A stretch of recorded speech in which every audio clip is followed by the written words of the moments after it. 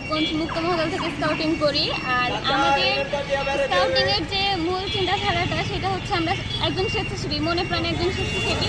আর এখন যে দেশের অবস্থা, আমরা সবেমাত্র স্বাধীন হয়েছি, দেশ গড়ার এই মুহূর্তে মানে আমাদেরকে দেশটাকে নতুন করে গড়তে হবে। সেইখান থেকে আমরা যারা তরুণরা রয়েছি, আমরা যারা স্বেচ্ছাসেবী রয়েছি, তাদেরকেই কাজ করতে হবে।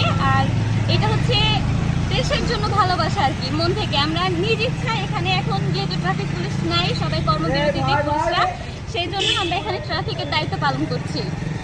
সেক্ষেত্রে সাধারণ মানুষের সহানুভূতি কেমন পাচ্ছেন? এখানে হচ্ছে আমরা নতুন মানে আজকে তো আমাদের প্রথম আর কি এখানে ডিউটি, যাই করি যেটুকু করছি, তো সেখান থেকে সাধারণ মানুষ যারা আছে তারা আমাদেরকে যদি সহযোগিতা না করতো তাহলে আমরা এত ভালোভাবে ডিউটি এই মুহূর্তে করতে পারতাম না, এতক্ষণ ধরে করতে পারতাম না। সাধারণ মানুষরা খুবই সহানুভূতিশীল এবং আমরা যেটা বলছি তিনারা সেটা হচ্ছে মেনে চলছেন।